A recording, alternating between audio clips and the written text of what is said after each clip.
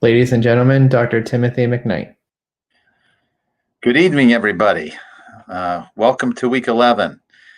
We have a lot to review tonight, so I'm anxious to get started with you and hit the highlights, which to me, there's a lot of highlights. This is a really important evening, I think. So if you're not able to watch this live, I anticipate and hope that you will take the time to watch it later. So this is about disease prevention, excuse me, and healthy aging. So we want to just quickly review the two most common diseases that will take the lives of half of all Americans. So this should be something that you're pretty aware of. Heart disease, number one. Number two is cancer.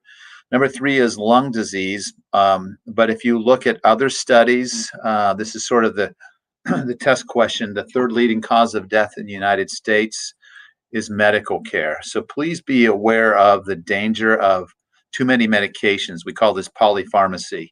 If you're taking more than 5 prescriptions, we call this polypharmacy, many medications. And you really need to challenge your healthcare provider on the necessity of those medications and what you can do to reduce the medication load because of the number of side effects, the interactions, the nutritional deficiencies they cause, and mostly because of the lack of addressing the root cause of the disease. Many of these medications are simply treating symptoms and treating numbers. So please be careful with polypharmacy.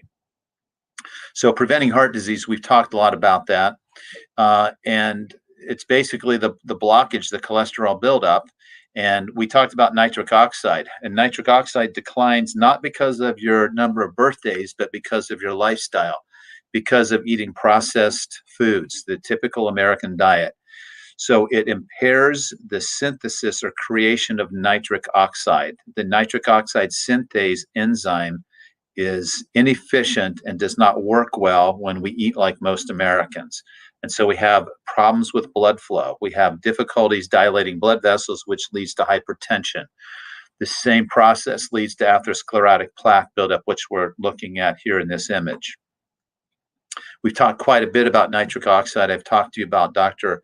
Nathan Bryan and his Neo 40 supplement. Some of you have tried.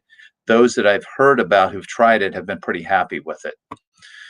And I don't think I've shown you this slide before, but I think this is a neat reminder of how important nitric oxide is and why sometimes Viagra and Cialis don't work for men.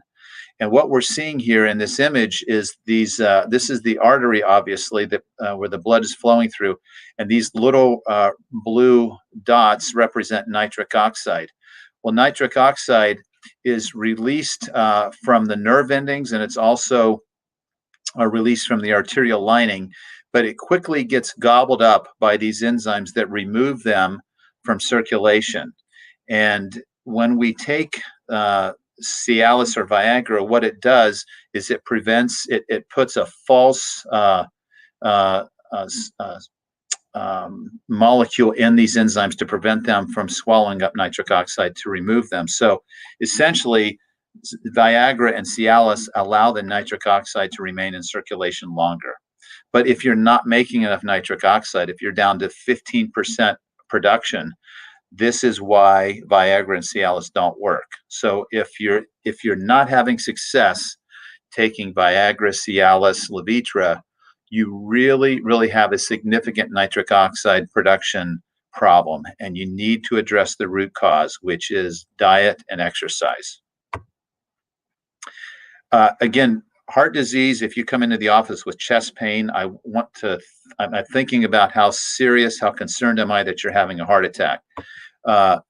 There's 5 major risk factors, which we talked about in week 4.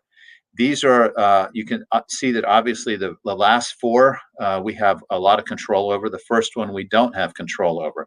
But again, primary risk factors. Let's talk briefly about secondary risk factors, because people will ask, well, but what about these other things that I've heard that can cause heart disease or lead to it?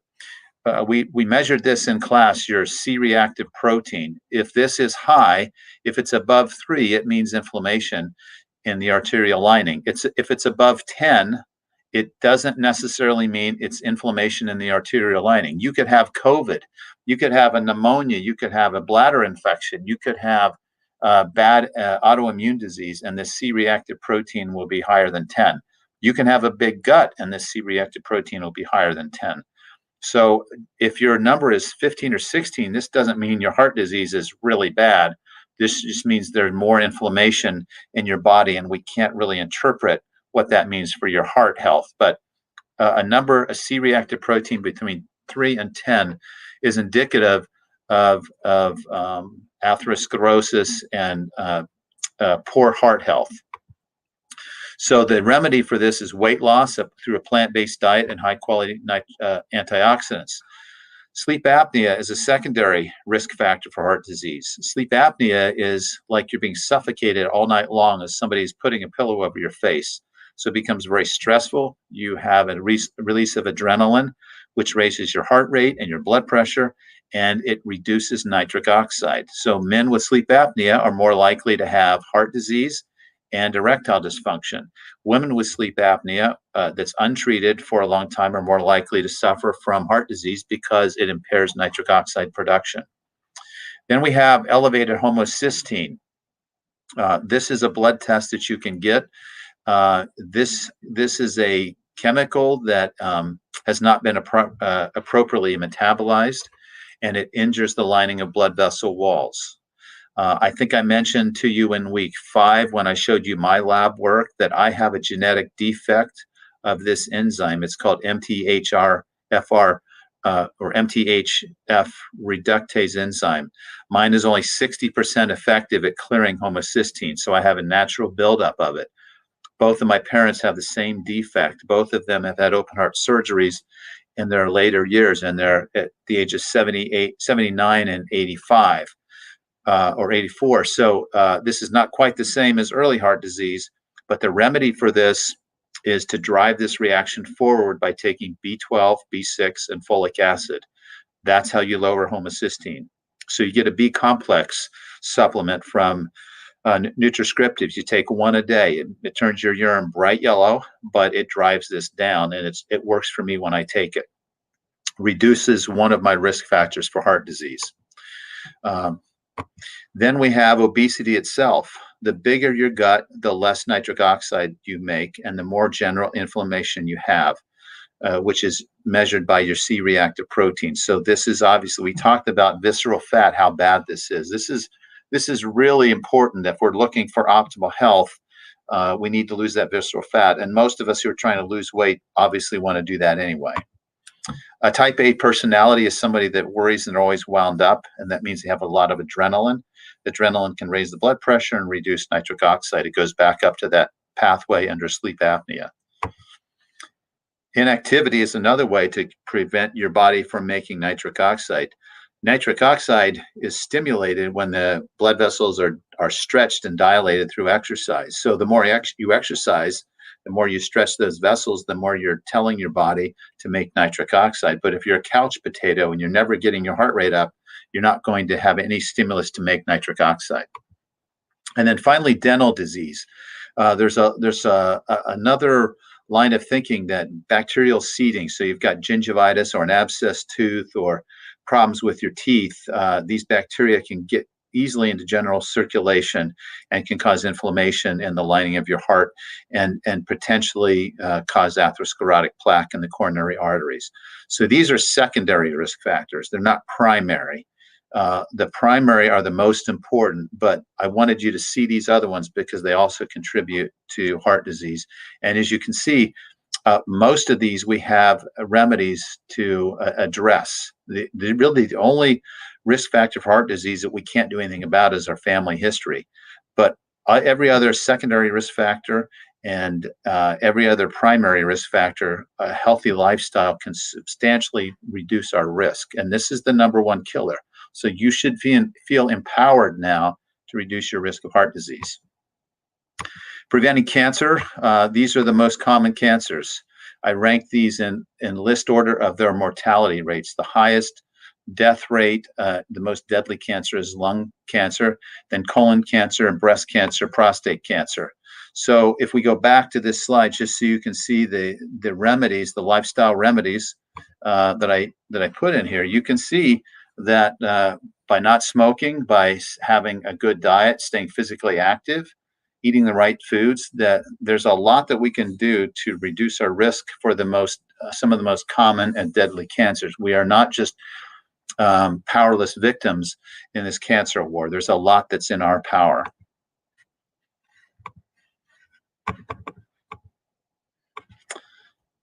Breast cancer risk. This is one that women obviously worry about because 1 out of 8 women will develop breast cancer if you follow the normal statistics. So what are your risks for breast cancer?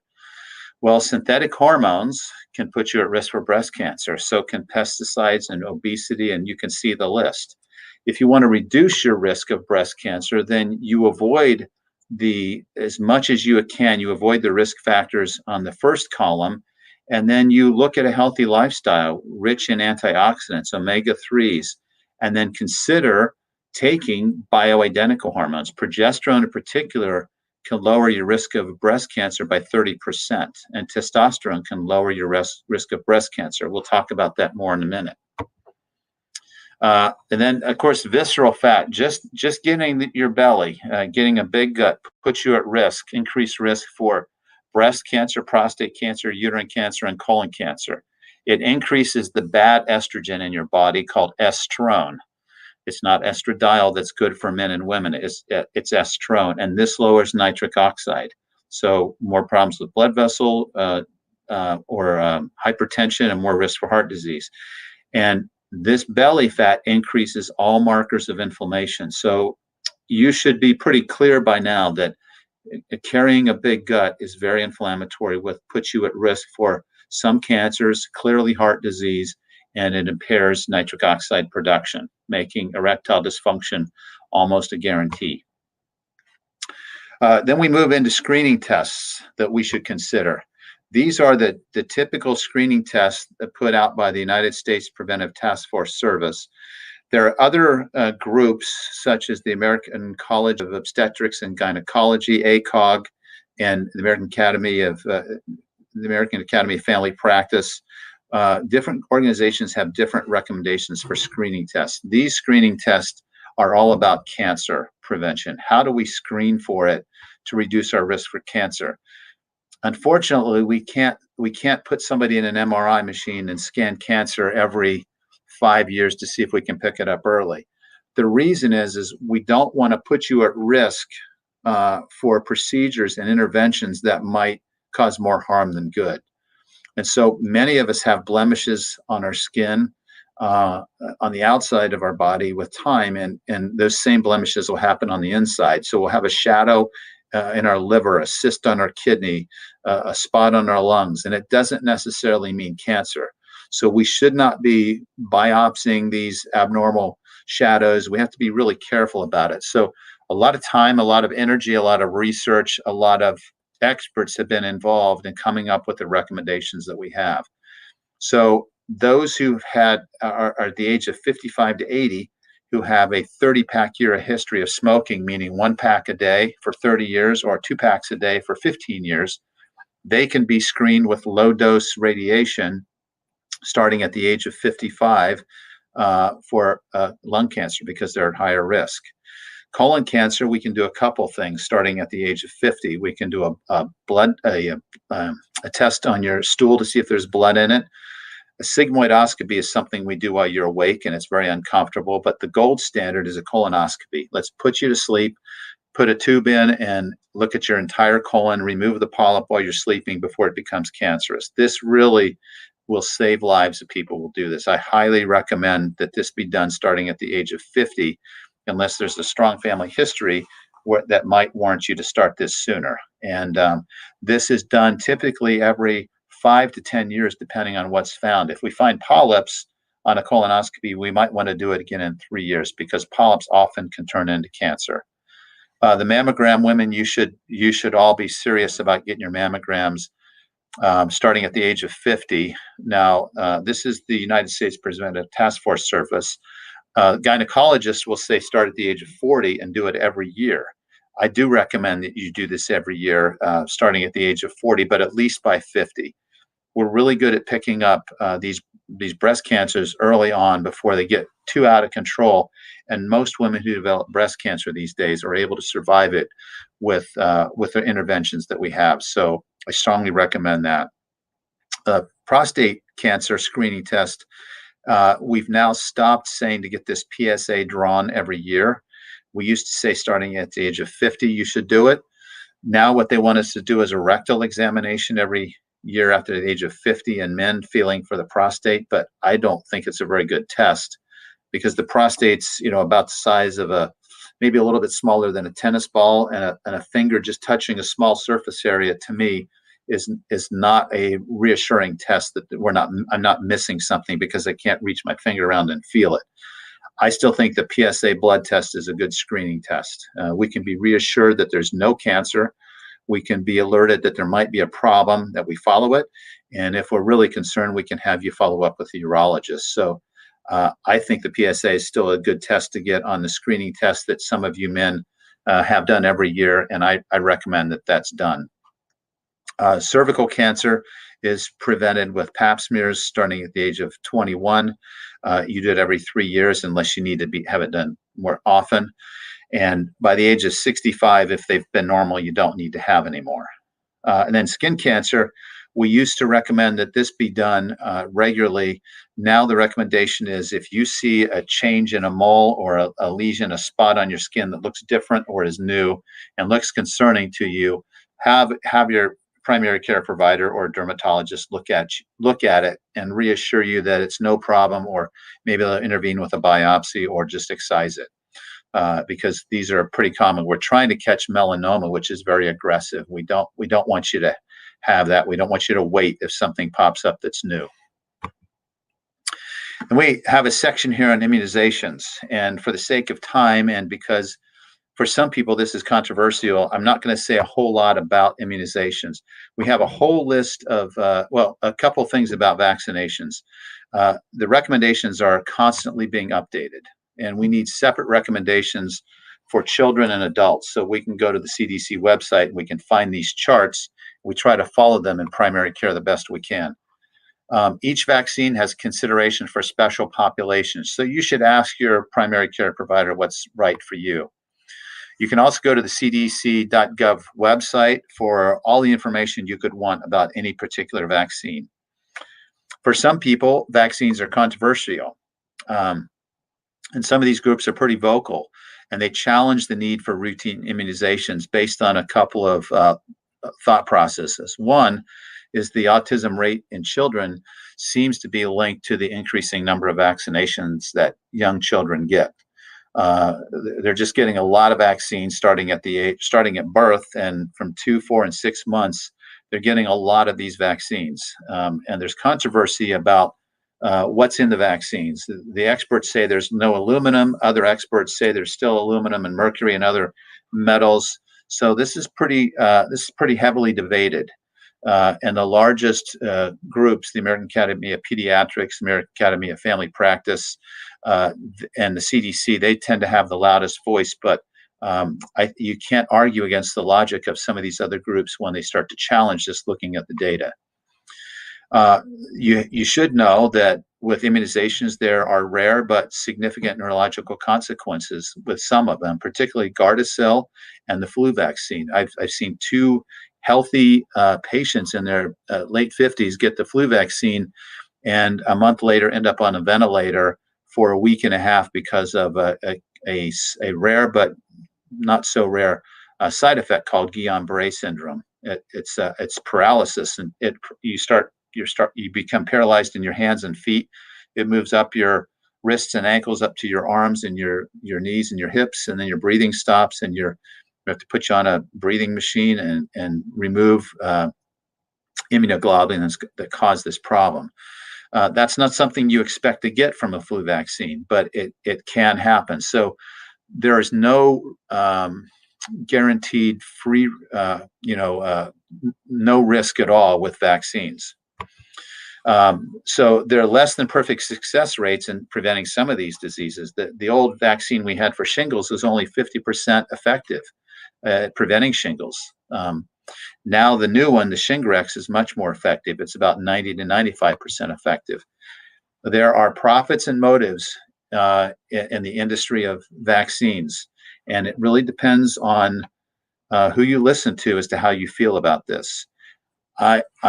I can tell you with absolute certainty that research is not as clean as you would hope it would be, that there's a lot of bias, there's a lot of funding bias, and many of the scientists who are doing these studies are getting financial rewards and being paid nice sums of money by companies and groups that are interested in the results favoring what they're trying to promote. So you have to be really careful when you look at this.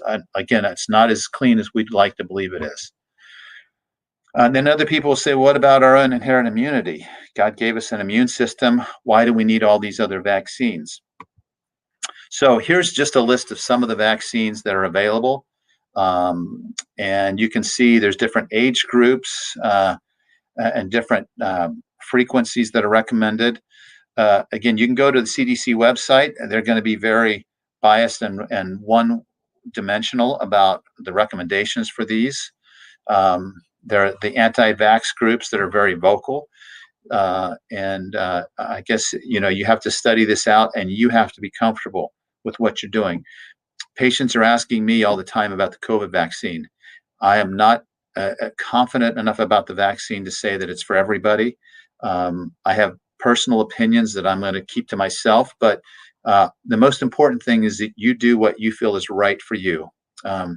This vaccine, the vaccines are all experimental, and you will not be able to hold the vaccine companies liable for any bad outcomes with it. That's a waiver that you're signing for when you agree to get the vaccine. So we don't really know the long-term side effects. And I think I'm just going to leave it at that unless you have further questions about it. Again, you have to do what you feel best about. And I think we need to be careful not to let this be divisive because some are strongly opposed and some strongly feel they should have it. And if we can let this become very political, just like the elections, and then we lose a lot of friends and we lose a lot of trust with one another. So I think we should be respectful for every person's viewpoint and the emotions that drive a lot of their decisions for which way they go on this. Okay, we also want to talk about hormones. This is probably my favorite topic. If some of you are feeling older every day, and as you think about aging, these are the different variables that cause us to feel older. And you can see here that when there's a decline in the thyroid and steroid hormones, these clearly cause an aging process to accelerate. This is a really fun slide for me. Let me show you if I can point this out. This is the cholesterol molecule. This is progesterone. Women, this is what keeps you pregnant. It's progestational, pro-pregnancy. If you don't make this, when you conceive, you will abort your child because you don't have the ability to maintain the pregnancy. Over here we have estradiol. This is what makes you ovulate. This is what makes women look like a woman and not like a man. And then one chemical reaction away is testosterone. So men and women both need estradiol. Men and women both need testosterone at the right amounts for each gender. This is a hormone called cortisol. Right below it, we have cortisone, and right next to cortisone, if we could put another molecule in there, would be prednisone. So you've all heard of prednisone. You've heard of cortisone injections. Cortisol is your body's natural anti-inflammatory. It's a great hormone for acute stress. It's exactly what you want for acute stress. So when your cortisol levels goes up because you're stressed, you will have less pain, just like you'd have less pain with your arthritis if I gave you prednisone. You would also have less inflammation. Your C-reactive protein would go down. All of your inflammatory states would go down. You would also store visceral fat in your belly, which is okay in the short run, but that's not really where we want to have it in the long run. Our body is designed to handle short episodes of stress, but when that stress becomes chronic and it's over and over again, day after day, week after week, and now we're 6, 7, 8 weeks into a stressful event that we're losing sleep over and that we're feeling anxious about, the adrenal glands then are not able to continue to make cortisol at the levels that we're demanding. And so you start to have a drop in cortisol. And when that happens, we call this adrenal fatigue. The telltale sign for adrenal fatigue is wired at night, tired in the morning. With adrenal fatigue, you will have, actually this slide is not corrected, it needs to be the opposite. You'll have more pain, more inflammation, and you'll continue to have belly fat. So chronic stress will put weight on your belly, but more importantly, you'll have more pain and more inflammation. So what the body does is it says, cortisol is on high demand.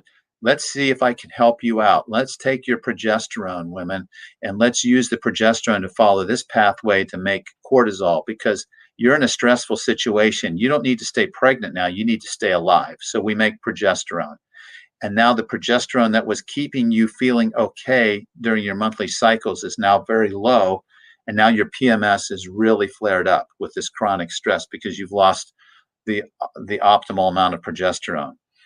Your body will also say, well, let's take testosterone. We can make testosterone turn into cortisol. And cortisol is a higher need because it's survival. Reproduction and spermatogenesis and having a big libido is not a priority when you're trying to stay alive in a stressful situation week after week, like maybe in combat or something. So you use testosterone to make cortisol, and now your libido is down. You start losing muscle mass. You don't have the drive to exercise.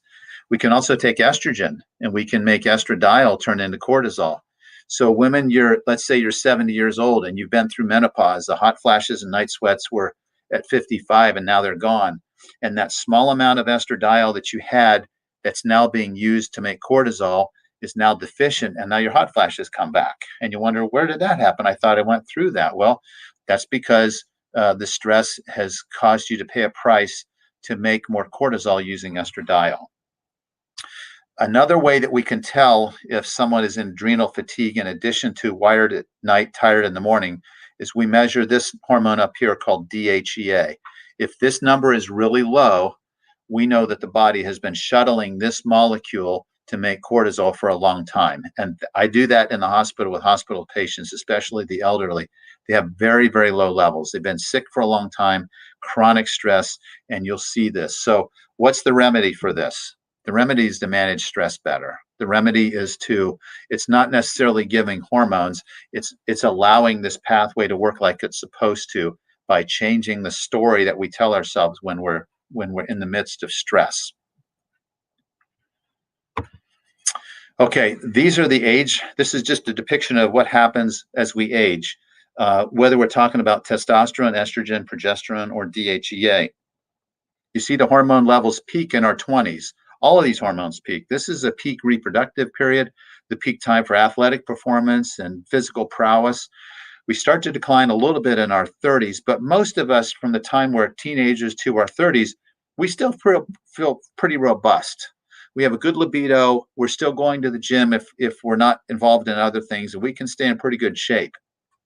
But it starts to decline pretty quickly after that. So by the time we're in our 40s and 50s, we're really starting to drop off on these hormones. And the question is this normal, a natural decline in hormones? And the answer is no. This sharp drop off is not acceptable. This should not be happening. The question is, why does this happen? How do we maintain these hormone levels at a much higher level as we age? And that's what I'm going to talk to you about now, because this is really critical for those of us who are getting older, but we're trying to stay younger and vibrant and healthy and active. So why are our hormones imbalanced more than ever? Why do we have this decline in hormone levels that develops so fast? Men are asking for Cialis in their 40s. Women are just going into menopause earlier, and they're having more and more problems with PMS, more and more problems with with menopausal bleeding leading to hysterectomies at an earlier age. So why are they imbalanced? Well, we have household cleaners that have estrogen-like compounds that are bad for us. We have pesticides, we have pollution, we have plastics, and we have processed food. So there's four P's here. There's pesticides, pollution, plastics, processed foods, and then household cleaners. All of these have molecules in them that are contaminants, and we call them estrogenic contaminants. They have estrogen-like qualities, and this causes a huge imbalance in hormones in men and women both. And these are the primary causes for the hormonal decline. I'm reading a book. Let me grab it. This book right here, called Estrogenics, by Anthony J. Clay. It's called Estrogeneration. He describes in his research, he's a biochemist, he describes this in great detail, and he backs it very well with his research. I heard him speak at a hormone conference, and he's saying that starting at the age of 30, the average American is becoming, I'm sorry, every 10 years, we're increasing the obesity rate by 10%. So he's saying if this trend follows by 2080, 100% of Americans will be considered obese. 100%. Because of these particular contaminants right here that get stored in our bodies, and they get stored in our fat cells, and they disrupt hormone balance, and they cause obesity. But they really impair hormone balance, causing all types of other symptoms and problems. So let's talk about some of these exposures in a little bit more detail. So this is just a study looking at DDT, which was a fertilizer. And the results in this study, this is an older study, showed that exposure to DDT was associated with earlier age of menarche, which girls starting their periods at a younger age, which they are doing definitely, and an increased risk of experiencing shortened menstrual cycles. Another study looking at parabens. Parabens are a estrogen-like compound that's found in lotions, body lotions, and we're finding these in different zones of the human breast, particularly the upper outer zone. And the question is, well, what type of problems does that cause? And what they're saying here is that we detected these in the skin of these individuals, and these associations, these parabens, come from deodorant that are applied to the underarm, or cosmetics applied to the face, and they drain kind of in the lymphatics in the upper outer quadrant of the breast. And this is the region of the breast where it has the highest incidence of breast cancer. So we're linking these parabens, these estrogen-like compounds, to breast cancer. 7 out of 40 women with these residues were reported to never having used underarm cosmetics or having exposure to these. So there's again, they can occur from lotions on your face, from sun creams and moisturizers. It doesn't necessarily have to be deodorant put in the armpit area. Atrazine is another chemical that's a widely used herbicide. It's a weed killer of choice, banned in Europe in 2003. We use 70 to 80 million pounds a year in the United States, primarily in the Midwest. It's a major contaminant of groundwater in the Midwest. It can travel up to 600 miles to the point where it's applied. And in France, atrazine levels have been shown to persist in the groundwater for up to 15 years after it was applied. So it doesn't go away easily. So it sounds like it can go a long way from where it's applied, and it doesn't get out of the water supplies very quickly. It's estimated that 60% of all Americans are exposed to this every day. 60%. So for those of you living in this area, let me show you what that means. Look at this atrazine map here. You can see kind of right where most of us are, Northeast Ohio. This is the most heavily concentrated area of atrazine found in groundwater. And it's because we're in the Corn Belt region, and it's used in many of the fields of the crops we're growing in this part of the country. Oops, let me go back to this slide here. I think was really critical slide for you to see. Glyphosate is another really bad hormone disruptor that's found in many of our pesticides and herbicides. And you can see the studies. It's a little complicated, but look at the left-hand column here, the rates, the parts per million. At 0.5 parts per million in this first line, 0.5 parts per million of glyphosate results in human cell endocrine disruption. Same level, 0.5 parts per million, is anti-androgenic, anti-testosterone. It disrupts the aromatase enzyme that converts testosterone to estrogen. In 5 parts per million, it's DNA damage. It's cell toxic, total cell death. All those sound terrible. Down here, we're seeing Parkinson's disease. And these levels are extremely harmful. This is very, very well documented. Yet we're exposed to this, many of us, very, very frequently. So you wonder, why do we see this problem? Why do I have a 35-year-old man in my office who's a big, muscular, alpha male-looking guy who comes in and says, I don't know what's wrong with me. I am tired. I don't want to go to the gym anymore. My sex drive is gone. And when I measure his testosterone level, it's like a 90-year-old man. Where did he get exposed to glyphosate? Where did he get exposed to atrazine or these other endocrine disruptors? Because it's dramatic when you see it, and there has to be an explanation. This is really fascinating. Dr. Hayes, he did a study looking at pesticide mixtures and how it disrupts the endocrine system. And he was looking at the amphibian population, primarily frogs. And he found that in his study, they were seeing frogs that were exposed to these endocrine disruptors at 0.1 part per billion. That's the equivalent of 1 drop of water in an Olympic-sized swimming pool. So that small of a concentration of these endocrine disruptors was what we were looking at in these frogs.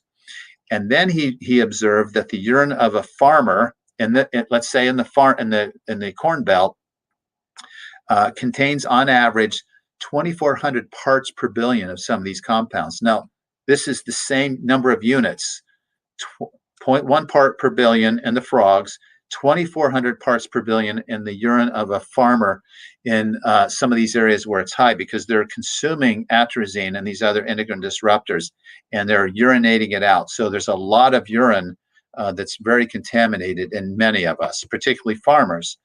And he states in this study, this is kind of mind-blowing, that this level, 2,400 parts per billion, would have the capacity to effectively castrate 720,000 frogs with the diluted urine from one of these farmers. That is amazing. That's amazing. So you can see how the animal kingdom can be affected by this, and how animals can potentially become extinct. We've measured parabens in polar bears and in salmon and in sea otters that are far removed from being exposed to humans. So it's all over the planet, and it's having terrible consequences on animals and humans alike. Glyphosate, again, is the most used herbicide worldwide. And in 2011, we were using 650,000 tons a year on our fields. And I just told you that is a major endocrine disruptor. One of my patients came in with low testosterone and classic symptoms. I said, "Did you ever work on a farm?" He said, "Yeah, I grew up on a farm. When I was 18, I moved off the farm." I said, "Well, did you ever go back?" He said, "Well, I'd go back in the summer and I'd carry the fertilizer off the truck." I'm thinking, fertilizer, you throw that on your shoulder, I don't know, 20 bags a day or whatever it was. You're exposing yourself to these endocrine disruptors, and now you have significant testosterone reduction levels, and you're feeling all the symptoms of that. Feminization of males. At lower concentrations of non-toxic concentrations of Roundup and glyphosate, that's 1 part per billion. This is the main endocrine disruptor in testosterone, decreasing it by 35%. So when you've got Roundup in your hand, you're spraying it on your weeds in your lawn, please use a glove. Please be careful not to breathe the mist of this, because this will severely impact your ability to make testosterone, whether you're a man or you're a woman. I really worry about the people that do this for a career, because I think they're really setting themselves up for severe endocrine problems at some point in their life. So let's talk about how we can manage these hormone levels. How can we optimize them? The first thing I want to do is the natural things. How do you optimize your own estrogen? Well, so you can raise your good estrogen, estradiol. They say by soy products and black cohosh. Neither of these work very well. If you're having hot flashes and you start eating, soybeans or soy milk or tofu, it's probably not going to make a big difference on your hot flashes and your menopausal symptoms. You can potentially lower the bad estrogens, these endocrine disruptors that cause PMS, by eating the cruciferous vegetable family. So anything that stinks, Brussels sprouts, broccoli, kale, high in sulfur, is a good way to remove these bad estrogens. They have indole-3 carbinol as their active ingredient. You can also buy this from a health food store and take indole-3 carbinol. I've had some patients do this, and they say it helps them manage their PMS better. But nature has already figured this out for us. And nature would rather you eat Brussels sprouts and broccoli and kale and get not only indole-3 carbinol, but all the other antioxidants and flavonoids that are healthy for you. You clearly want to avoid these bad estrogens. We call them xenoestrogens. They look like estrogens. They disrupt natural estrogen biochemistry. So these are foods that are genetically modified because these foods typically have more pesticides sprayed on them, either glyphosates or atrazine. Commercially raised meats and dairy are often full of steroids and full of other endocrine disruptors. So we want to try to avoid those. It'd be better to eat grass-fed beef and be really careful about the type of milk that you drink. Using plastics in microwave is a bad idea. It activates those parabens and the BPA and BPS and the others, and we're eating those. And where's that going to go in our body? It's going to store it in our fat cells, try to get it away from us. So what happens when you start burning fat and you lose weight initially? Well, we call that the sort of the ketogenic phase of a weight loss program, or when we feel sick, they call it the keto flu. Why do you feel sick? Well, one of the theories is you're releasing some of these bad compounds and they make you feel awful until you've got some of them out of your fat cells. Microwave ovens are really not a good idea. We talked about this before. There's energies that are created in the microwave, destroy the antioxidants in the food, but they also activate these plastics and these other plastic-like compounds that have estrogen qualities and make us exposed to them in greater amounts. And then clearly we need to be careful about cosmetics, especially those with parabens in them, because they also have estrogen-like activity that are bad for us. So really read your labels well. Remember, you're putting cosmetics, you're putting creams on your face and your body, and it's going to be absorbed in your body more than likely. So the question is, would you feel comfortable putting that on a teaspoon and swallowing it? I know it's a pretty disgusting idea, but it's something to think about. How do you naturally balance testosterone production? Well, you minimize the exposure of the bad things and then enhance your own natural testosterone production. Training hard and fast is a great way to do it. If you go to the gym and you've lifted weights or done resistance training or something to challenge your muscles and you're sore the next day, you've stimulated natural testosterone production. If you go to the gym and you go through the motions and you're not sore, then you're probably not getting enough of a stressful experience on those muscles to enhance natural testosterone production. So you always have to find a way to change your routine to challenge your muscles in a different way so that you're sore virtually every time you come back from the gym. So you're training hard and fast. Sleep is when you make testosterone, particularly deep sleep. That's when children make it. That's why they wake up with their growing pains. They're in deep sleep. Their bones are growing. They're making growth hormone and testosterone. So make sure you get good quality sleep. Try to get 8 hours a night if you can. Most of you laugh at that because you never get that, but many of you are having issues with low testosterone. If you have sleep apnea or other sleep disorders, you work swing shift, I guarantee your testosterone level is going to be subtherapeutic, and sleep is the key, but we overlook that so often. Okay, so I mentioned this, anxiety medications or anxiety itself, pain and stimulants also keep us awake at night.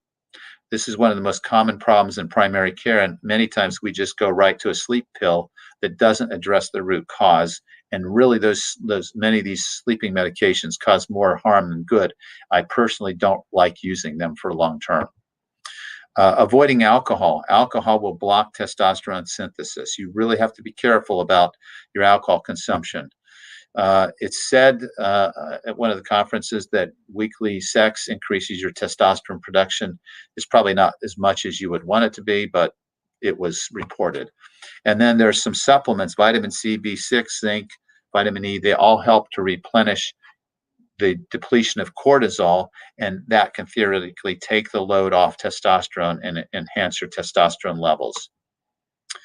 You can balance DHEA by managing stress, sleeping, exercising, and the same supplements. To naturally balance your thyroid production, which we measured this in class, and I told you that if your free T3 is less than 3, you're likely to be lower in thyroid than you should be. So you have to look back at your labs. It should be greater than 3. So the things that we want to do to enhance that number is avoid carbohydrates, particularly sugars and starches and pastas and sweets, limit our exposures to mercury, lead, and cadmium, which you may be exposed to and not even realizing. I have a friend who was a sniper in the military, and he was wearing a necklace with a bullet right on his neck here, and he had low thyroid levels. And I told him, well, you got lead right on your thyroid gland. You're killing the enzyme that makes free T3. So he took it off, and he's now on thyroid replacement. Some people can do chelation therapy to get rid of these heavy metals, but please be very careful about that. Don't get chelation therapy from someone who is just starting to do this. Make sure that they've got really good training and they're doing it safe, because chelation therapy can be dangerous if it's not done correctly. You also can manage stress, starvation diets. This is not the same as intermittent fasting, but starvation diets like a ketogenic diet will impair thyroid production. And then there are two key minerals that are needed in the enzyme that makes the key thyroid hormone free T3, and that's selenium and zinc. So those can be supplemented. I take each of these now. I take the zinc every day now to enhance my immune system with COVID, but I take selenium also because many of us are low in selenium. So why are we so afraid of hormones? This is a great question. Many of us are fearful of hormones. We've been told that it causes cancer and heart disease and it causes blood clots, and we should never take hormones. This all stems from this study in the Journal of American Medical Association in 2002. 16,000 menopausal women were put on 3 different types of hormones: Premarin, Provera, and Prempro. And then we followed them over 8 years. But they had to end the study early. We wanted to know which one of these would work the best to help them control their menopausal symptoms. But they couldn't ethically continue the study because 5 years into this, they were seeing the following. In the Prempro group, there's almost a 30-fold increase in the risk of breast cancer, 26% increase risk of heart disease, and 41% increased risk of stroke. So obviously, we couldn't continue the study with these outcomes. The problem was it took many years before we teased out the data and we understood that it was Prempro doing this. The assumption early on was all these hormones were causing these bad outcomes, and that's not the truth. Premarin really does not do this, and many of you women have been on Premarin. Some of you have been on Prempro to control your menopausal symptoms, but most doctors don't want you on it more than 6 months because we're worried about it. Well, I would never have you touch it for 1 dose. But most providers know can't keep you on it for long. So for 6 months, your menopausal symptoms are controlled, and then we take you off. So this is the reason why everybody's afraid of hormones, this study. And most providers don't understand the interpretation of this study. And I was the same way until I started taking courses on bioidentical hormones and learned the truth about what was happening. So there's a difference between synthetic and bioidentical. Synthetic is a molecule structure that's not identical to what your body is making. And anytime you put a chemical in your body that the body can't recognize, there's a potential for problems and side effects. The challenge here, though, is if we create a new molecule, well, that's a patentable product. And if there's a patent on it, we can make a profit, then somebody's going to get rich. So we have examples of this: Premarin, Provera, and Prempro. They were all used for menopausal symptoms, and they were all patentable products because they're new molecules. Potentially dangerous, though. Oops, let me go back here. Then we have bioidentical hormones that are a little bit different. They're created from plants or in the laboratory, but when we're done with them, they match exactly, precisely what your body makes. Your body cannot tell that this is foreign to it. It looks exactly like what your ovaries or testicles have always made. So you cannot patent something that's not new. So there's no financial incentive. Pharmaceutical companies aren't going to be able to sell it, make a product, a profit. We're not going to push this on doctors because pharmaceutical companies are the ones that are pushing us and guiding and directing our therapies. So there's a big difference between the two in theory. Let's look about chemical structure.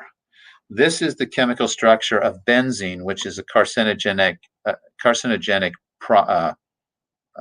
compound. If we change this structure slightly, We change it slightly, and we just add a carbon, 2 oxygen, and a hydrogen molecule, hydrogen atom on this benzene ring. Now we have a different product. It's called benzoic acid. Look on your food labels. You'll see this sodium benzoate. You're eating this.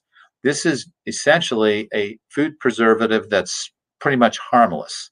So we change the chemistry from something that's cancer-causing to harmless with a small change in chemistry. Then we change this chemistry one more time. We remove the carbon, 2 oxygens, and hydrogen. We put a nitrogen and 2 hydrogens on. Now we have a different compound, slightly different chemically. This is called aniline. This is a poison that can ignite readily. So chemical structure matters. That's the key point in this slide. So with that in mind, let's look at human estrogen, estradiol. Men and women both make this. It's good for the blood vessels, good for the bones, good for libido. It's good for skin. It's healthy. And then let's look at what the horse makes. Okay, the horse's molecule is similar to ours, but not the same. Horses actually have several types of estrogen. These molecules are not the same as what humans make. Yet when women take Premarin, they're taking these abnormal molecules.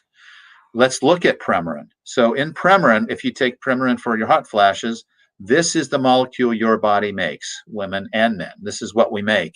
When you take Premarin, you're also getting all these other molecules that your body says, I'm not sure I know what that is. Looks like estrogen, not sure what it is. It tries to detoxify and get rid of it. It doesn't communicate properly with the cells because it's not recognized by the cells, and it has the potential to cause problems. This one here, estrone, is what your fat cells make. This is a cancer-causing estrogen. We don't want to be overweight because this makes you more susceptible to cancer. So let's look at what estradiol does. Some of the functions. It thickens the lining of the uterus. It's good for bone strength. It puts fat on women to make them look like a woman. It makes the skin soft and smooth. It protects the blood vessels, protects them from heart disease. It protects the prostate. It's good for the eyes and teeth. If you're deficient of estrogen, you're basically in menopause.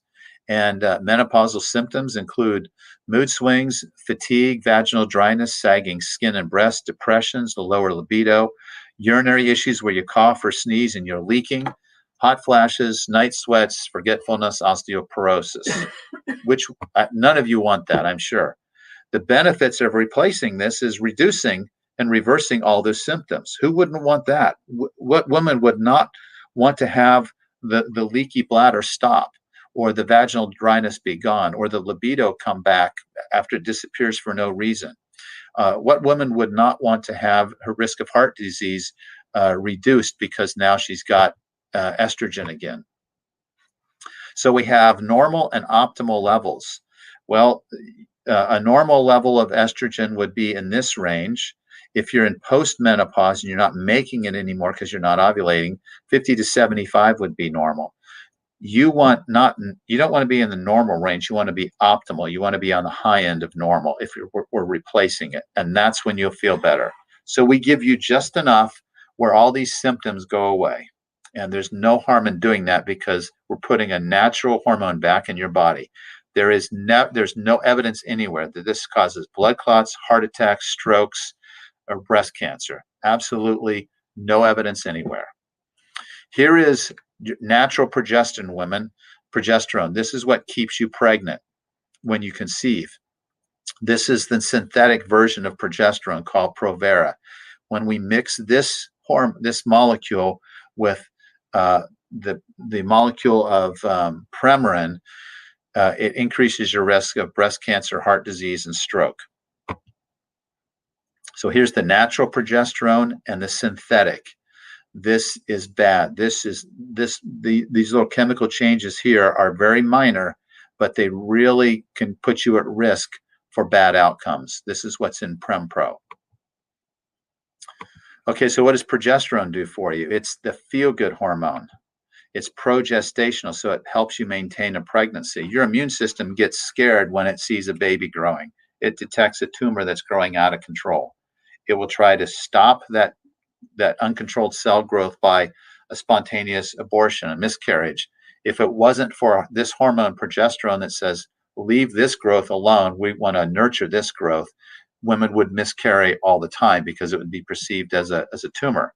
So we need progesterone to maintain pregnancy. It moderates the effect of excess estrogen. So women who have had PMS, you know exactly what I'm talking about. Excess estrogen causes headaches, menstrual headaches, causes bloating, breast tenderness, mood swings, chocolate cravings, crying, weeping, all those things right before a period. Progesterone at that time of the month will moderate those symptoms so they go away. Okay, so these are some of the issues that women have before a cycle. In the brain, progesterone has antidepressant and antipsychotic properties, and it's a mild painkiller. Who wouldn't want this? This is a freebie. Progesterone helps you with depression and prevents you from being that raging lunatic right before a cycle that isn't making any sense. Well, that's because you don't have progesterone. You get progesterone and you won't be that way. Deficiency symptoms of progesterone lead to PMS. And women who have had PMS know exactly what that feels like. So when you're in the midst of this, women, a week or two before your period, you don't need an antidepressant. You don't need a nerve pill. You don't need a lecture. What you need is progesterone. The progesterone will eliminate this and you'll be fine. You won't have any problems. Okay, just a couple of facts, some quotes from some studies. This is a Cancer Institute journal.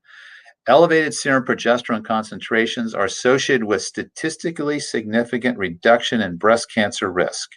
So women, when you have progesterone, when you're pregnant, for 9 months, your progesterone level goes way up, and you have 3 children. So for 24 months, you have very high progesterone levels. You are protecting your breast from breast cancer. You're lowering your risk of breast cancer. If you've never conceived, never been pregnant, you've lost some of this protection. You may be at slightly higher risk. Progesterone is extremely protective to breast cancer women. So when I give a postmenopausal woman progesterone, I have no concern about giving her breast cancer. In fact, I'm convinced that I've reduced her risk. Another study from a journal that all OBGYN should be reading, synthetic progesterone, Provera, stimulates proliferation of breast cancer cells. You don't want that in your body. You don't want something synthetic that looks like your progesterone that isn't. But natural progesterone alone or with estradiol reduces the proliferation of breast cancer cells and induces cancer cell death. Who wouldn't want this? What woman wouldn't want the ability to kill breast cancer cells by taking progesterone? If I was a woman, I would want this. This is a study in neurobiology that I don't know if you can read this, but progesterone and its metabolites exhibit antipsychotic properties. So that's what happens before a period when your PMS is terrible and your moods are all over the place. And this is another study saying, no, it helps to prevent those mood swings. Hormone replacement therapy in young women is safe and effective to prevent osteoporotic fractures, heart disease, diabetes, and dementia. I want you to have this, women. I want you to have estrogen. I have 85-year-old women who are taking estrogen to reverse their osteoporosis. There's no other drug that does that. The drugs that we have just prevent osteoporosis from getting worse. My patients, they're seeing their bones get stronger with estrogen without increasing their risk for anything bad. It protects you from heart disease, diabetes, and dementia. Progesterone displays favorable action on vessels and on the brain, where the synthetic progesterone does not do that. Women, you should consider taking progesterone after menopause because it's good for the brain, good for your blood vessels.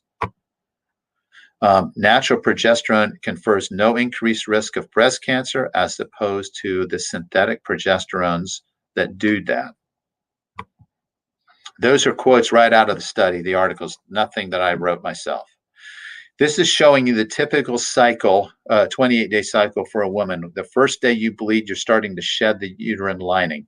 Your bleeding stops 4 or 5 days later. The body says, okay, we got rid of that. Let's try to get pregnant again.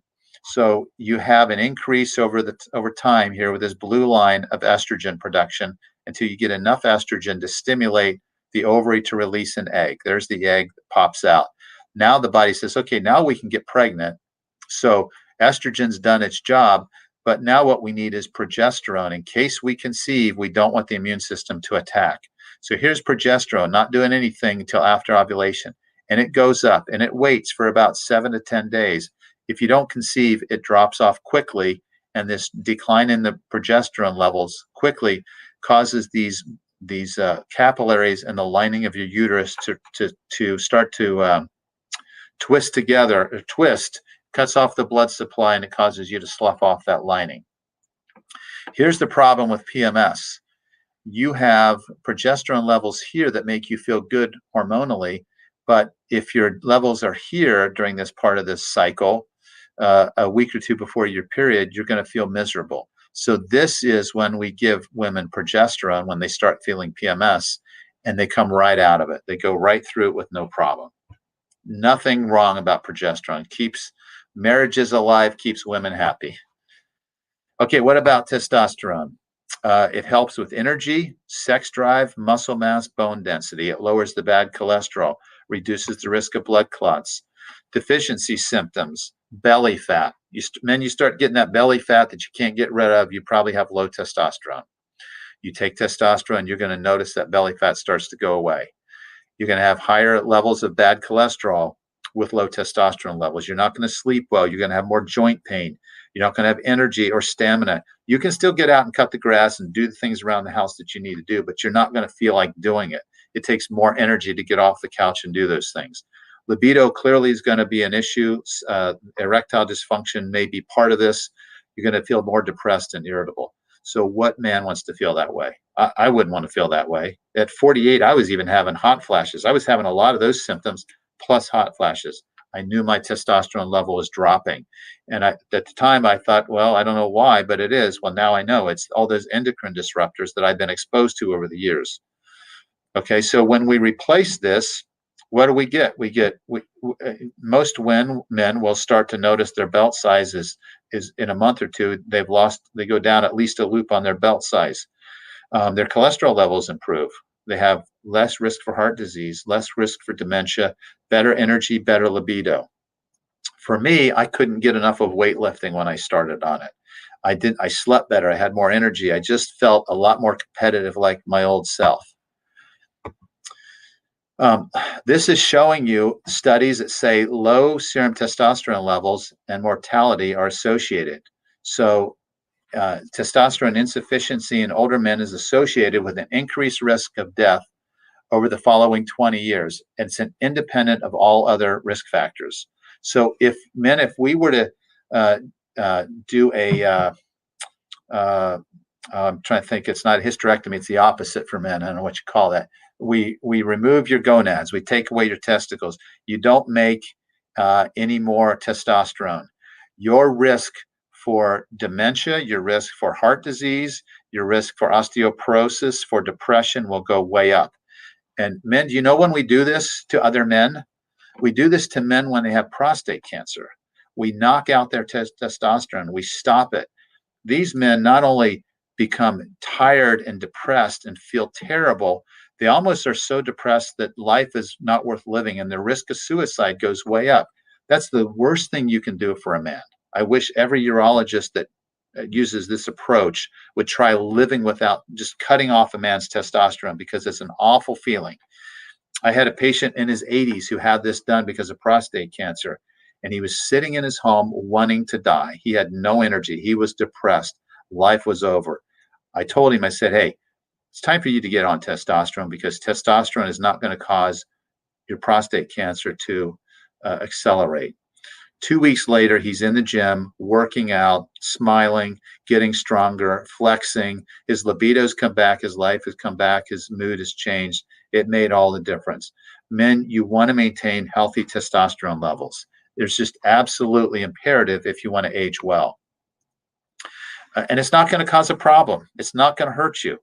The free testosterone levels in this study were lower in men who developed Alzheimer's disease. So if you know somebody with Alzheimer's disease, you measure their testosterone level, it's liable to be low. So I'm not sure if it's a reversible condition, but it's certainly preventable. If you're having problems with memory, make sure that your testosterone levels are nice and high and robust. Let's try to get those testosterone levels back to where you were in your 30s or 40s, and the potential for you to come back mentally is there. I mentioned that my dad's in the hospital now. 2 weeks ago, I didn't think he was going to live more than a couple weeks. Mentally, he was really not with it. And he hasn't been walking and doing much. He's lost a lot of weight, lost a lot of muscle. He's almost 95. Of course, he should be that way. Well, I didn't like that, so I measured his testosterone level. It's the lowest I've seen in any man. I gave him a shot of testosterone last week, and he's up climbing the steps now. He's walking. He's on a bicycle here at the hospital, exercising for 10 minutes at a time.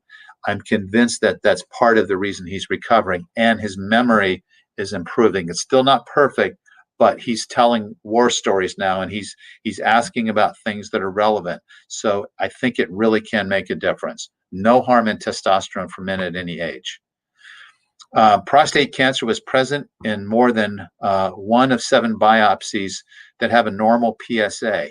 So a normal PSA isn't always a good sign. You have to watch it closely. But there was an increased rate of cancer associated with low levels of testosterone. So my dad's already had prostate cancer. I don't know if it was due to his low testosterone levels 15 years ago when he developed prostate cancer, but I don't want my testosterone levels to be low, knowing that it could increase my risk of prostate cancer, which is already high because my dad had prostate cancer. So I'm trying to keep mine up, my prostate levels up. How about the adverse effects of testosterone deficiency on body composition? If you lower your testosterone levels, you're going to get more belly fat. You're going to have insulin insensitivity, which means more weight gain, more synthetic inflammation. That's why men who take testosterone have less joint pain, less arthritis pain. Their glucose and insulin levels come down. They're able to lose weight better. Testosterone deprivation therapy in prostate cancer patients increases their risk of heart disease. So just in this gentleman I just told you about, he basically had his testicles chemically killed, so he wasn't making testosterone. If we left him that way, his risk of cardiovascular disease, heart disease, would go way up. Just like in women, if we do a hysterectomy on you at 30 and we don't replace your estrogen, your risk of heart disease in your 50s is going to be extremely high. If we do that in men in their 30s, they're going to be extremely at risk for heart disease. So testosterone and estrogen are very protective against cardiovascular disease. DHEA is another steroid that you can get at any pharmacy. I wouldn't recommend you get it at any pharmacy because the quality of these supplements are not to the standard that I would recommend, but Nutriscriptives carries DHEA, and if you're going to get it, I would get it from them. You can see that there's natural peak of the DHEA levels probably at 20, and then it starts to decline. We don't just want to be in the normal range. Men, I want you between 500 and 600. Women, I want you to be between 200 and maybe 300. And of course, many of us are lower than we should be. DHEA can improve mood, well-being, energy, and memory, and it can enhance immunity, slows the aging process, reduces arthritis pain, inhibits blood clots. So this is a good supplement, a good steroid hormone to take. But of all the hormones I've talked about, this is the one that's going to be least noticeable when you take it. You're not going to say, oh, that's made a huge difference. But you could try taking this for a month or two, buy a bottle of it, and see if you feel different while you're on it, or see if you feel different when you come off of it. So the starting dose for women on DHEA is 10 to 20 milligrams a day.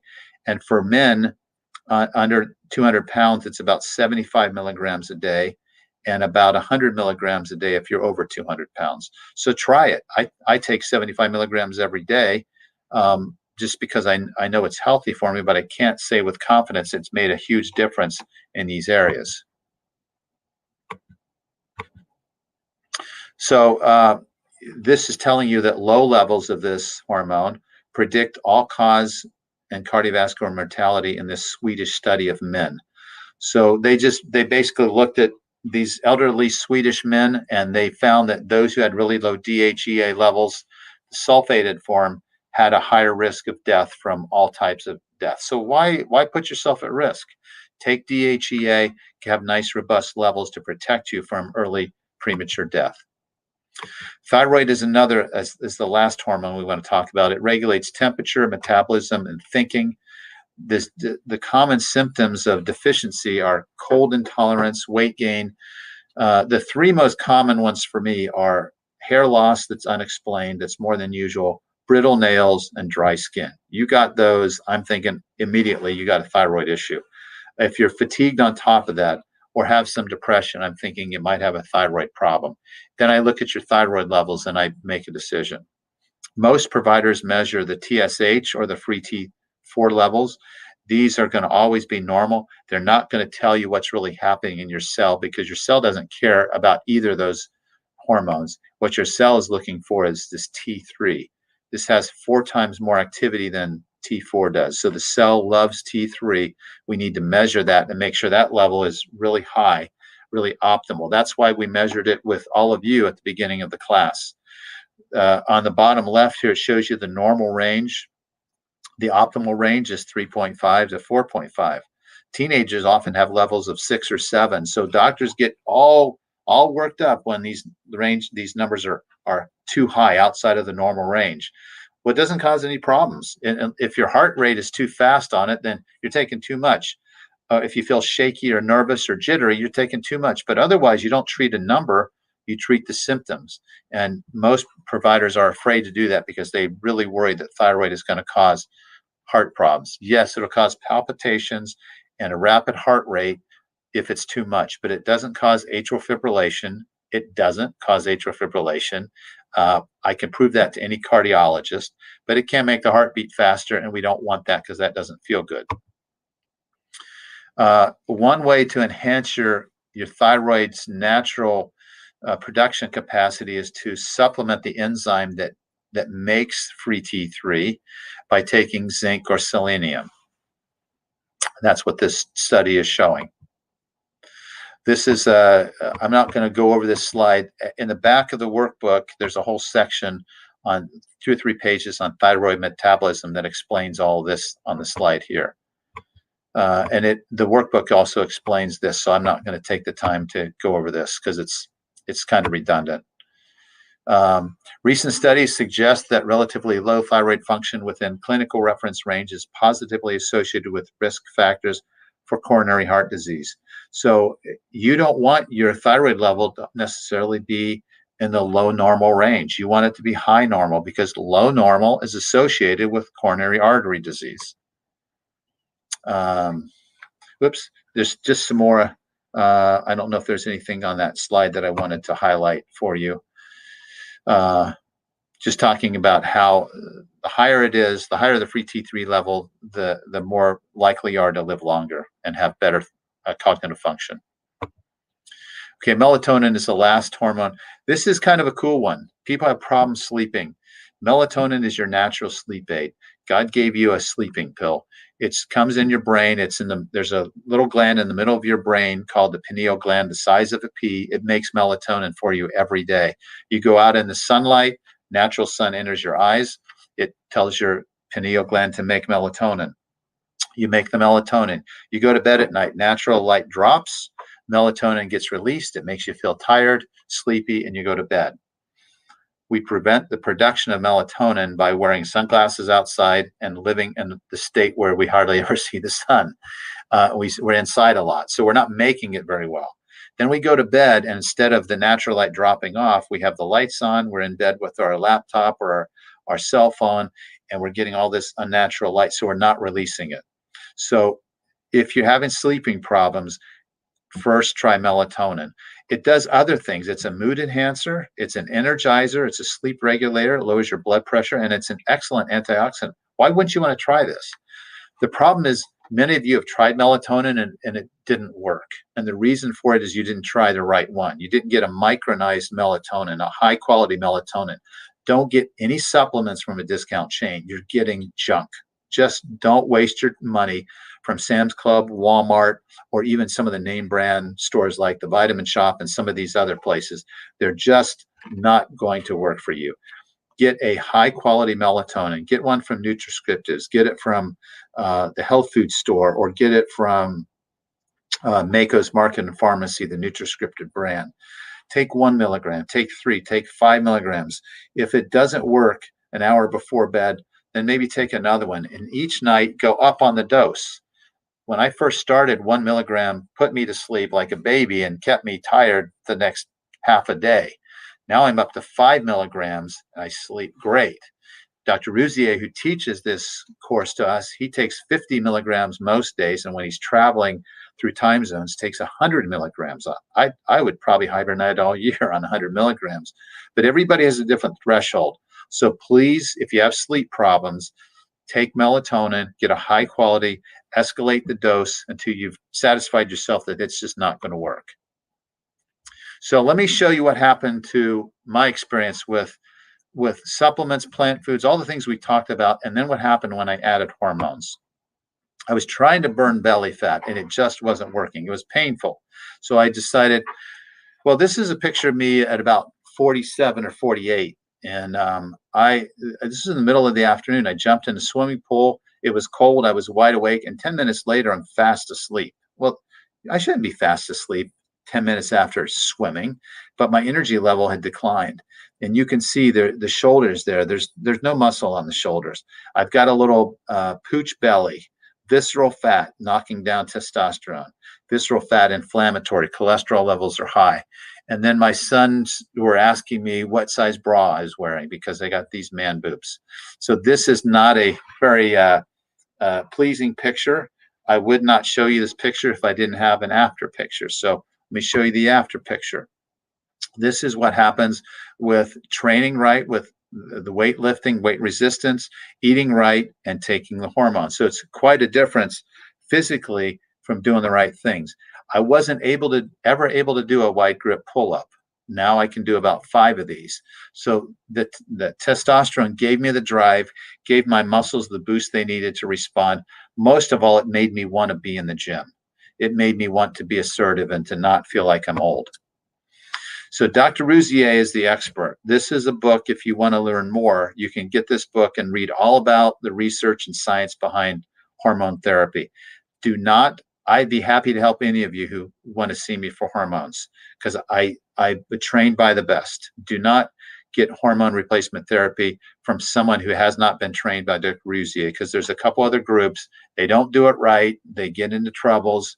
And he is an expert witness in court.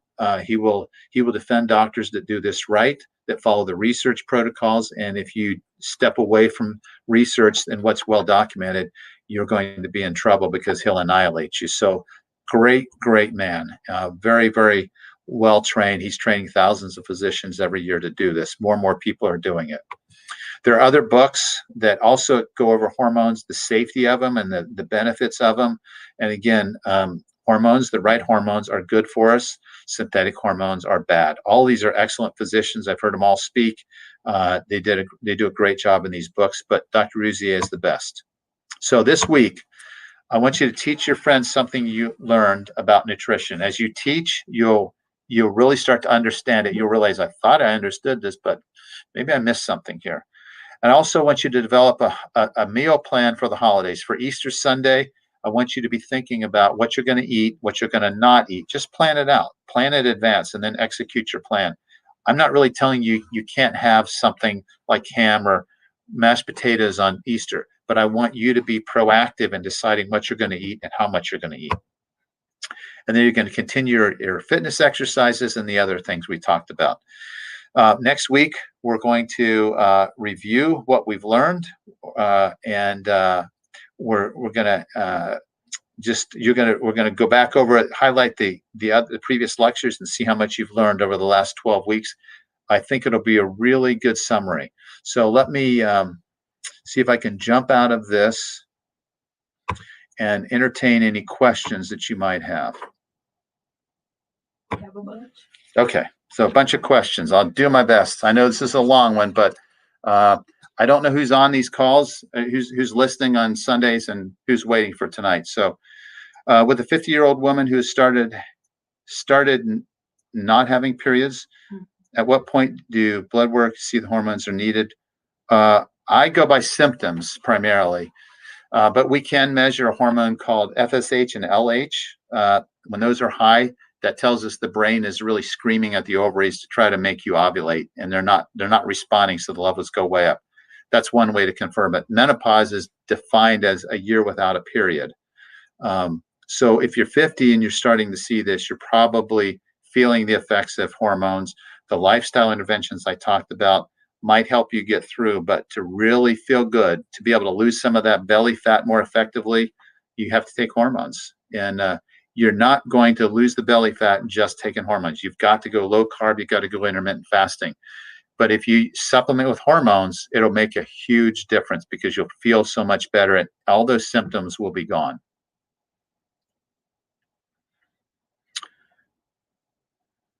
What do you typically prescribe for menopausal women with hormones? Okay, so we use estradiol. Ideally, it's a tablet or a capsule, and we can start out really inexpensively, $6 a day or $6 a month on estrogen. Every pharmacy carries that. If we have to use unique doses, then we use a compounding pharmacy that can give me the exact level I want. Then we usually balance that with progesterone because everything has a balance. We talked about balance is one of the second messages that nature teaches us. So estrogen and progesterone balance each other. Estrogen will help sleep, will help to prevent the bloating and breast tenderness and the other problems that too much estrogen causes. So those two will probably get you 70% of where you want to be with your hormonal imbalance. Then we can add testosterone cream if we need to, and we can add thyroid or DHEA if we need to. So if we're just doing those two, estrogen and progesterone, it's probably going to cost $40 or $50 a month. If we do progesterone, estrogen, testosterone, thyroid, and DHEA, it could be up to $100, $120 a month. Yes, hormones are beneficial for elderly women. Absolutely. Again, estrogen reduces the risk of dementia. It's good for your bones. I do bone scans, and when my patients they're losing bone, I tell them get a good dose of vitamin D and let's get you on estrogen. No woman, especially healthy women, with osteoporosis, that's your biggest threat to longevity. You break a hip or you crack your spine because you've got osteoporosis, and now you're in bed and debilitated. Your mortality rate is 50% in 6 months. 50% of these people die within 6 months. No one should ever have osteoporosis. We reverse that. We prevent that with estradiol and with sometimes testosterone and with vitamin D. So I started my mom on hormones, when she was in her late 70s. I don't think it's ever too late to put a woman. I put 85-year-old women on estrogen just to reverse their osteoporosis.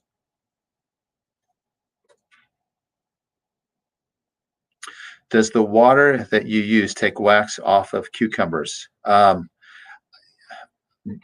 Yeah, I think it does. I mean, I don't have any proof of that, but I know it removes pesticides and oils. So I would assume it takes wax off of cucumbers.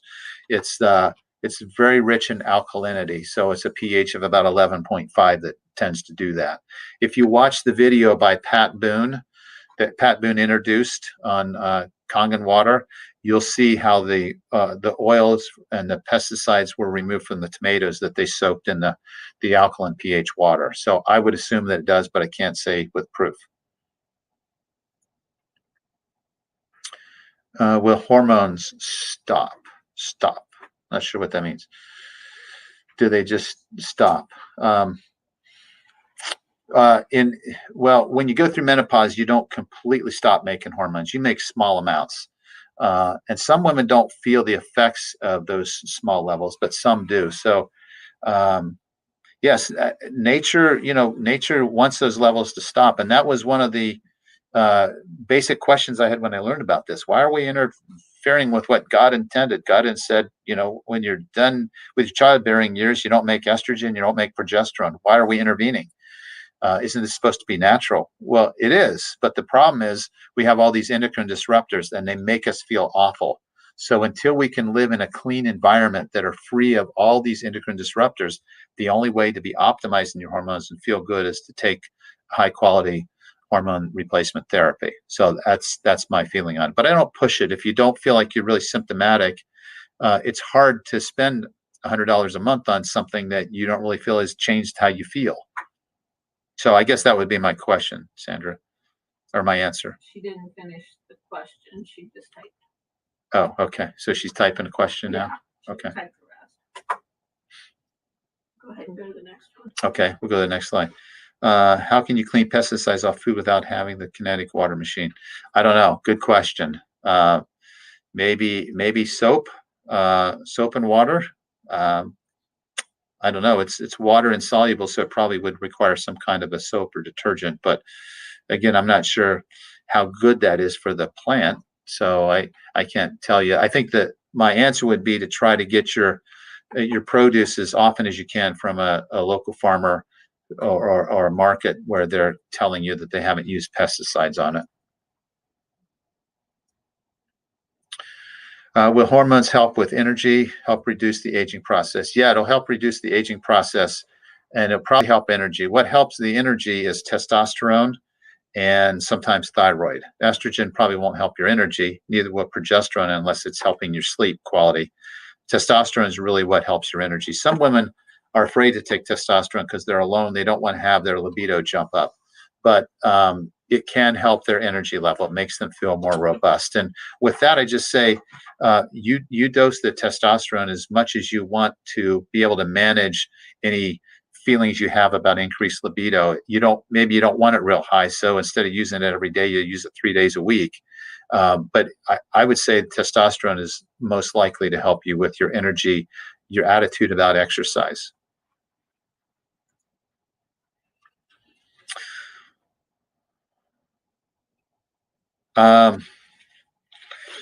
Yeah, if you want, so the vinegar is acidic, and the pH of vinegar is probably close to between 2 and 3. So that has the ability to kill bacteria, but it doesn't have the ability to remove the oils and the pesticides off the produce. So it could be good for as an antibacterial, but not necessarily getting the pesticides washed off because they're water insoluble. You just got to think of it as grease in a pan.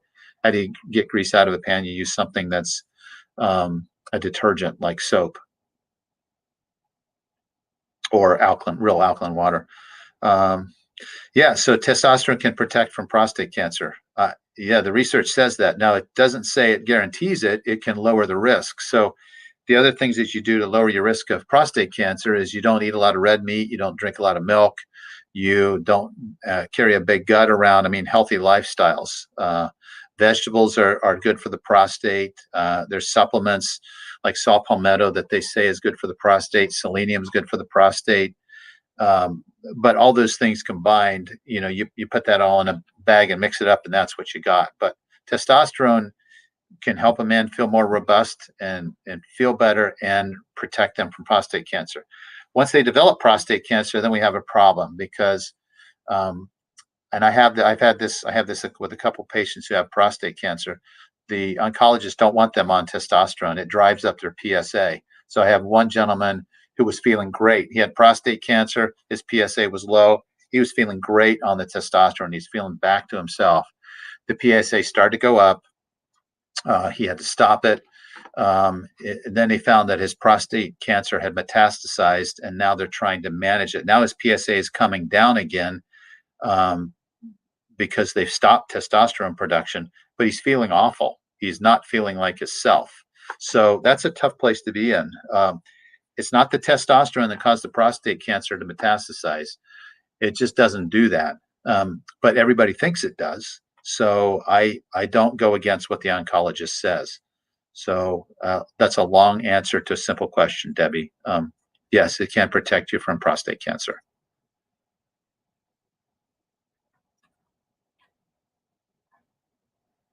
It was 3.4, 12 weeks ago, and now, okay. So yeah. So I'm assuming, Debbie, that what you're saying is was the free T3 was 3.4, which isn't a bad number, but then you measure it again and it's 2.9. And how did it drop by 0.5 points? Sometimes it's just a difference in lab error. It can be a lab error. It can be the time of the day that it's drawn. and you can have that much variation. Stress levels can make it change. So my question would not be so much the number. My question would be, do you feel a decline in your thyroid functioning? If you're more tired, you're losing more hair, your nails are brittle, your skin's dry, and you've dropped 0.5 points, then you probably should try more thyroid. But if you don't feel any different, maybe you don't worry about it. Remember, these hormone levels are in your blood, but they don't work in your blood. They have to be in your cells. So you determine what's happening in your cells by how you feel. If your symptoms of low thyroid have been resolved, then we don't use the numbers to drive our therapeutic interventions and our dosing. So hopefully that helps you. I'd be willing to try a higher dose if you wanted to, because again, if we go up on your dose and your resting heart rate of 70 goes up to 90 and you're having palpitations, then we've given you too much and we have to back down. And that's how I do it with myself. My resting heart rate's about 60. When I went up to 120, it went up to 85 and I was having palpitations and headaches, and I knew it was too much. So I just cut back down, and I got a dose that I can tolerate and I don't go above it. Let's answer the one from Paul. Okay. What was the question again? What are your thoughts on boosters? Oh, okay, yes. Yeah, that's a great question, Paul. You always have really good questions. You are on top of this. So a lot of people are marketing these low T formulations and supplements that you can get at GNC and health food store. You can order online. None of those have the capacity to enhance your testosterone like testosterone replacement from either a cream or a shot, because what we're using is high quality. We're getting the levels up to research levels where we know that these are what the results we expect to get. These low T replacement supplements and products that are available that you're talking about without a prescription are very weak. They're not likely to allow you to feel what you're hoping to feel. But when people ask me this question and they want to try it, I say, well, it's not going to hurt anything. Try it. And try it for a month, get a bottle of it and take it as recommended and see if you feel different. And then see if you feel different the next month when you come off of it. And if you do, then it maybe it's worth taking. But I can tell you, even putting men on testosterone, taking a low level to a high level, sometimes they don't always feel like there's a huge increase in how they're feeling, how they want to feel.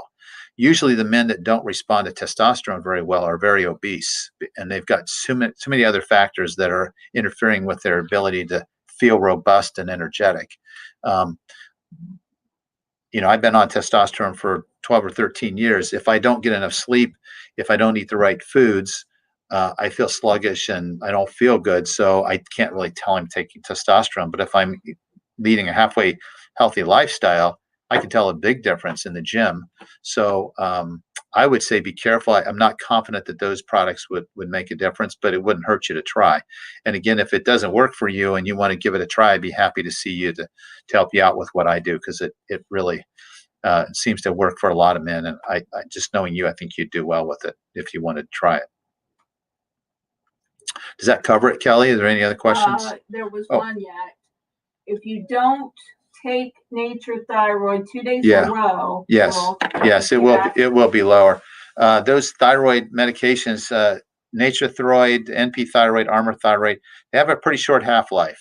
They're gone within 24 hours. They're very low. In fact, within about 12 hours, many of them are a lot lower. So if you don't take it for 2 days, it's going to measure pretty low. So I tell patients when I'm measuring their thyroid to have it drawn about 6 to 8 hours after they take the thyroid dose, and then we get a steady state level that we can believe. So the timing of that blood draw is pretty important with thyroid and with all the hormones. 6 to 8 hours after using the hormones is usually the best time to measure them.